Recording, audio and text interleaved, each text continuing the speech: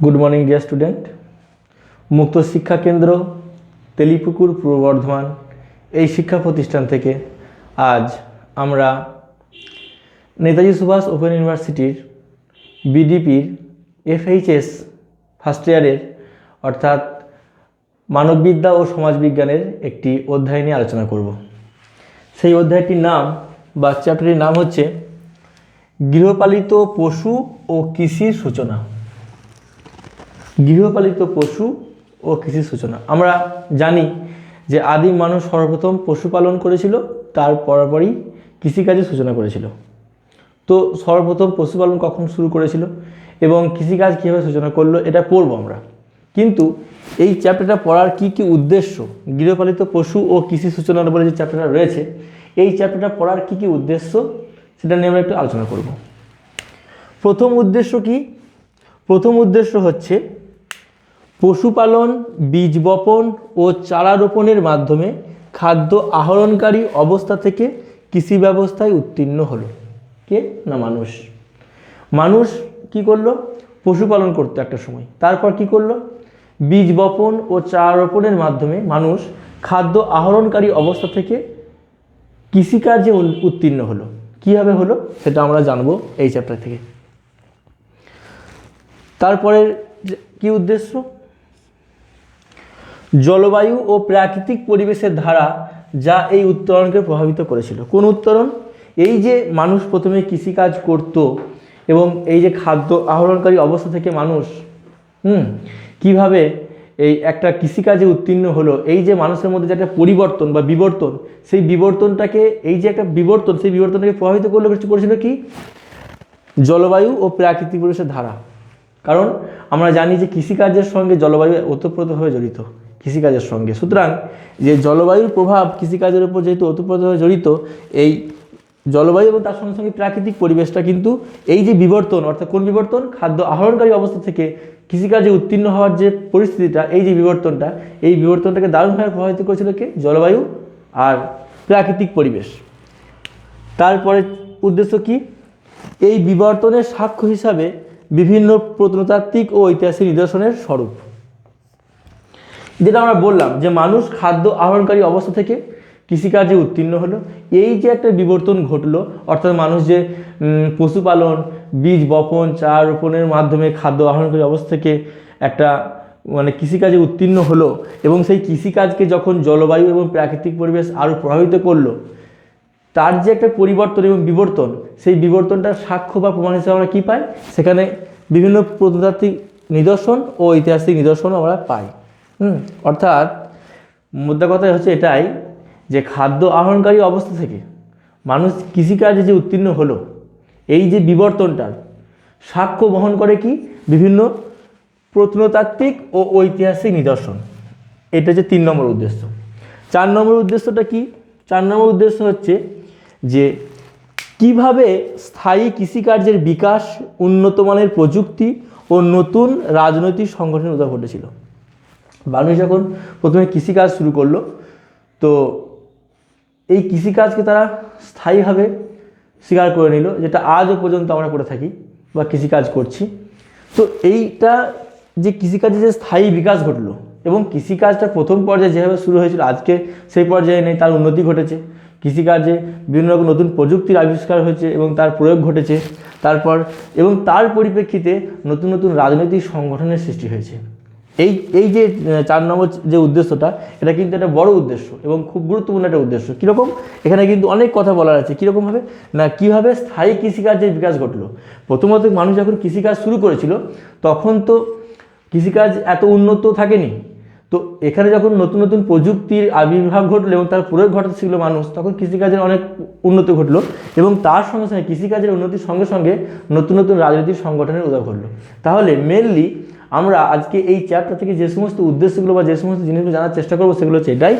এক হচ্ছে পশুপালন, বীজ বপন ও চারা রোপণের মাধ্যমে খাদ্য আহরণকারী অবস্থা থেকে কৃষি ব্যবস্থায় উত্তীর্ণ হলো মানুষ, 1 নম্বর।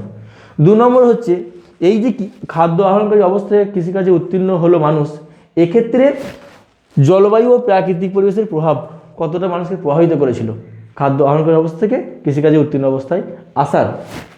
3 নম্বর হচ্ছে কি? এই বিবর্তনের সাক্ষ্য হিসেবে বিভিন্ন প্রত্নতাত্ত্বিক ও ঐতিহাসিক নিদর্শনের স্বরূপ। অর্থাৎ মানুষের যে একটা পরিবর্তন বা বিবর্তন ঘটলো, কীরকম পরিবর্তন না, খাদ্য আহরণকারী অবস্থা থেকে সে কৃষিকাজে উত্তীর্ণ হলো, সেক্ষেত্রে বিভিন্ন প্রত্নতাত্ত্বিক এবং ঐতিহাসিক নিদর্শনগুলো কতটা সাক্ষ্য বহন করলো। 3 নম্বর। 4 নম্বর কি না, কিভাবে স্থায়ী কৃষিকাজের বিকাশ ঘটলো, মানুষ কিভাবে প্রযুক্তির উন্নতি ঘটালো এবং সেটা কৃষিকাজে প্রয়োগ ঘটালো এবং তার সঙ্গে সঙ্গে বিভিন্ন নতুন রাজনৈতিক সংগঠনের সৃষ্টি হলো। এই চ্যাপ্টার, এই উদ্দেশ্যগুলো আমরা বিস্তারিতভাবে আলোচনা করব। এখন আমরা যে বিষয়টা আলোচনা করব সেটা হচ্ছে ভারতবর্ষে কৃষি ও পশুপালনের উদ্ভব ও প্রসার। আমাদের এই যে ভারতবর্ষ, আমাদের এই উপমহাদেশে কৃষি এবং পশুপালনের উদ্ভব ও প্রসার কীভাবে ঘটলো এটা আমরা আলোচনা করব। আমরা জানি যে আমাদের এই উপমহাদেশে কিন্তু একটা বৈচিত্র্য লক্ষ্য করা যায় সমস্ত জিনিসের ক্ষেত্রে, যেমন প্রাকৃতিক পরিবেশ, এখানকার আবহাওয়া, মাটি, জীবজগৎ, এবং এখানকার যে চাষবাস বা কৃষিকাজের ধরন প্রভৃতি ক্ষেত্রে, সমস্ত ক্ষেত্রে কিন্তু একটা বৈচিত্র্য লক্ষ্য করা যায়। কীরকমভাবে? এবং কৃষিকাজের ধরন বিভিন্ন জায়গায় বিভিন্ন রকম, এমনকি পশুপালনের ক্ষেত্রেও তাই। পশুপালনের যে ধরনটা, কী রকমভাবে পশুপালন করবে, তার যে প্রয়োগ, তার যে সিস্টেমটা, পশুপালনের যে ধরন, সেটাও কিন্তু বিভিন্ন জায়গায় বিভিন্ন রকম দেখা যায়। এমনকি বিভিন্ন জায়গায় বিভিন্ন ধরনের জীবজগতও, মানে বিভিন্ন ধরনের জীবও কিন্তু পালিত হয়, যে সব জায়গায় যে এক ধরনেরই পশুপালন হয় তা নয়। যেমন তাদের ধরনটা যেমন আলাদা, তেমনি পশুর প্রকারটাও আলাদা, বিভিন্ন জায়গায় বিভিন্ন জীব পালিত হয়, এটা আমরা জানি। এখন আমরা সর্বপ্রথম আলোচনা করব উত্তর পশ্চিম অঞ্চলটা নিয়ে। আমাদের উপমহাদেশের উত্তর পশ্চিম অঞ্চলটা নিয়ে আমরা আলোচনা করব, সেখানে কীভাবে কৃষিকাজ এবং পশুপালন হলো এবং কী ধরনের ব্যাপার হলো সেটা আমরা আলোচনা করব। 1 নম্বর হচ্ছে যে আমরা জানি যে এই উত্তর পশ্চিম অঞ্চল, যে অঞ্চলটা, সেখানে মানুষের যে আদি বাসস্থান, সেটা কিন্তু একেবারে আফগানিস্তান সীমানা পর্যন্ত চলে গিয়েছিল। এবং আমরা এটাও জানতে পারি যে উত্তর আফ্রিকার বিভিন্ন পাহাড়ের গুহাগুলিতে আদিম শিকারী মানুষদের বাসস্থান ছিল এবং ওখানে সাধারণত বুনো ভেড়া ও ছাগল পশুপালিত হতো। কীরকমভাবে জানা যায় না, ওখানে একটা প্রত্নতাত্ত্বিক থেকে জানতে পারা যাচ্ছে যে ওখানে বুনো ভেড়া ছাগলের হাড় পাওয়া গেছে এবং পরবর্তীকালে খ্রিস্টপূর্ব 7000 সালে আফগানিস্তানে ভেড়া ও ছাগলের প্রতিপালন হতো।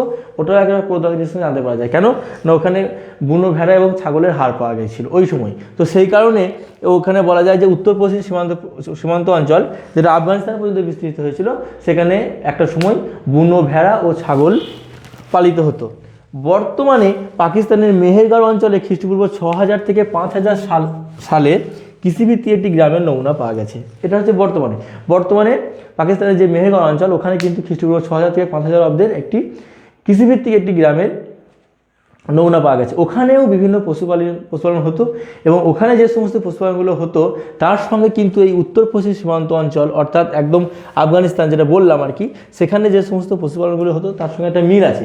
এবং পরবর্তীকালে এটাও দেখা গেছে যে সিন্ধু সভ্যতায় যে সমস্ত পশুপালন হতো তাদের সঙ্গে যে সমস্ত এবং যে পদ্ধতিতে হতো, সেই পদ্ধতি এবং জীবজগৎ বা জীব দুটোর মধ্যেই কিন্তু একটা মিল আছে। অর্থাৎ এই যে উত্তর পশ্চিম অঞ্চল, যেটা আফগানিস্তান পর্যন্ত বিস্তৃত, সেখানে যেমন বুনো ভেড়া ছাগলের পশুপালন হতো, ঠিক এবং পরবর্তীকালে বিভিন্ন প্রত্নতাত্ত্বিক নিদর্শনের পর যে 7000 অব্দ থেকে ভেড়া ও ছাগলের প্রতিপালন হতো, সেটা যেমন খ্রিস্টপূর্ব জানতে পারা যাচ্ছে, ঠিক তেমনিভাবে বর্তমানে যে পাকিস্তানের মেহেরগড় অঞ্চল, ওখানেও কিন্তু যে সমস্ত পশুপালন পদ্ধতি এবং যে সমস্ত জীব পালিত হতো তার সঙ্গে একটা মিল পাওয়া গেছে। এবং পরবর্তীকালে এটাও জানতে পারা যাচ্ছে যে সিন্ধু সভ্যতায় যে সমস্ত জীবজগৎ পালিত হতো বা যে সমস্ত জীবগুলোকে পালন করা হতো, সেটাও কিন্তু এই মেহেরগড় অঞ্চলের সঙ্গে একটা মিল পাওয়া গেছে। এখন আমরা যেটা আলোচনা করব সেটা হচ্ছে উপমহাদেশের কৃষিকাজ। অর্থাৎ আমাদের এই যে ভারতীয় উপমহাদেশের কৃষিকাজ কীভাবে হল না, ভারতীয় উপমহাদেশের কৃষিকাজ আলোচনা করতে গেলে আমরা জানতে হবে যে মৌসুমি বৃষ্টিপাত এবং ভারতীয় উপমহাদেশের মেনলি যে কৃষিকাজের যেটা প্রধান, সেটা হচ্ছে ধান। তো উপমহাদেশে কৃষিকাজের উপর আলোচনা করতে গেলে আমাদেরকে মৌসুমি বৃষ্টিপাত এবং ধান চাষ অবশ্যই আলোচনা করতে হবে। এবং যেটার উপর বেশিরভাগ নির্ভরশীল ভারতীয় উপমহাদেশের কৃষিকাজ, সেটা হচ্ছে মৌসুমি বৃষ্টিপাত। এবং এখানে যে ফসলটা প্রধানত উৎপাদিত হয় সেটা হচ্ছে ধান। এবার এই ধান চাষের প্রাচীনতম নিদর্শন পাওয়া গেছে বোলান উপত্যকায়। বোলান উপত্যকায় কিন্তু সর্বপ্রথম ধান চাষের প্রাচীনতম নিদর্শনটা পাওয়া গেছে। এবার এই বোলান উপত্যকায় আর কি চাষ হতো, মানে আর কি মানে কৃষিকাজ হতো, সেগুলো কিন্তু এখানে বলা হয়েছে। এক হচ্ছে কি না, এক সময় এই অঞ্চলে সেগুন, বাঁশ, ঢাক গাছের গভীর জঙ্গল ছিল এবং পশুপালনের মধ্যে নীল গাই, বাঘ, চিতল এসব বন্য পশুর বাসস্থানও ছিল। যদিও এই অঞ্চলটা মানে গভীর এবং বনতলগুলো যেহেতু বড় বড় ঘাসে পরিপূর্ণ ছিল, কিন্তু তা সত্ত্বেও কিন্তু এখানে ধান চাষও হতো। তাহলে কি বললাম আরেকবার বলছি। প্রথমত ধান চাষের প্রাচীনতম নিদর্শন পাওয়া যায় বোলান উপত্যকায়, এবং এই ধান চাষ ছাড়াও সেখানে সেগুন, বাঁশ, ঢাক প্রভৃতি গাছের গভীর জঙ্গল ছিল এবং তার সাথে সাথে সেখানে নীলগাই, চিতল, বাঘ প্রভৃতি বন্য পশুর বাসস্থান ছিল। এবং বনতল মানে ঘন এবং বড় বড় ঘাসে পরিপূর্ণ ছিল, তা সত্ত্বেও কিন্তু সেখানে ধান চাষ হয়েছিল, তার বিভিন্ন নিদর্শন পাওয়া গেছে।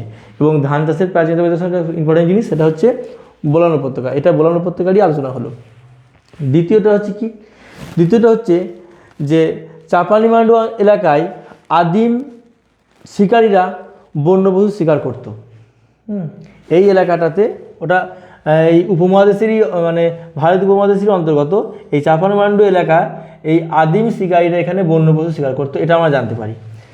আর কি না, কলডিহাতে বিভিন্ন প্রত্নতাত্ত্বিক নিদর্শনের মাধ্যমে আমরা জানতে পারি যে সেখানে বিভিন্ন কাঠের খুঁটির ছাউনির ওপর গোলাকার নিদর্শনের বিভিন্ন বাড়ি সেখানে পাওয়া গেছে এবং ওই সমস্ত ছাউনিতে বিভিন্ন গৃহপালিত পশুর হাড় এবং চাষের ধানের বীজও পাওয়া গেছে এবং এই সমস্ত ধানের বীজগুলোকে তারা ভেঙে আর কি ভঙ্গুর অবস্থায় সেগুলোকে কিন্তু মানুষ খেত, সেই নিদর্শনও পাওয়া গেছে।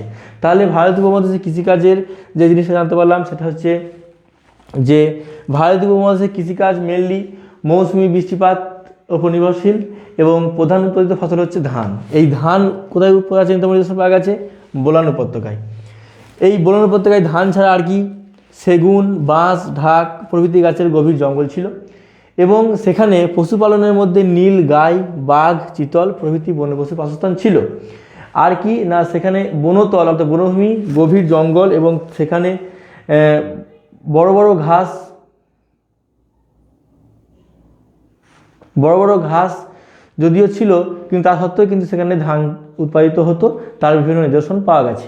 তারপর কি হয়েছে, ওই অঞ্চলের চাঁপানিমান্ডু বলে একটা এলাকা ছিল, সেখানে আদিম শিকারীরা বিভিন্ন বন্য পশু শিকার করতো, তার নিদর্শন পাওয়া গেছে। কারণ ওখানে ওই সমস্ত শিকারী মানে পশুর বিভিন্ন হাড়ের অংশ পাওয়া গেছে, সেখান থেকে এই নিদর্শনটা পাওয়া যায়। দ্বিতীয়ত হচ্ছে কলডিহাতে কি পাওয়া যায় না, বিভিন্ন প্রত্নতাত্ত্বিক নিদর্শনের মাধ্যমে জানতে পাওয়া যায় যেখানে কাঠের খুঁটির ওপর বিভিন্ন গোলাকৃতির বাড়ির নিদর্শন পাওয়া যায় এবং ছাউনি দেওয়া আর কি, এবং সেই সমস্ত ছাউনির ওপর কিন্তু বিভিন্ন পশুর হাড় এবং ধান চাষের জন্য যে সমস্ত বীজ তারও পাওয়া গেছে। সুতরাং এই যে কলডিহা অঞ্চল, এখানে কি জানতে পারলাম, এখানে যা জানতে পারলাম যে এখানে যেমন পশুপালন হতো, ধান চাষও কিন্তু হতো। এমনকি ওখানে ওই সমস্ত যে ধানের যে বীজ সেগুলিকে ভেঙে মানুষ কিন্তু খাদ্য আকারে সেগুলো খেয়েওছে। সুতরাং এখান থেকে এটা জানতে পারলাম কলডিহা এলাকায় সেখানে পশুপালন এবং ধান চাষ দুটো জিনিসই কিন্তু সমানভাবে হতো। আজকে এই পর্যন্তই, পরবর্তী ক্লাসে আমরা এটা পরবর্তী নিয়ে আলোচনা করব।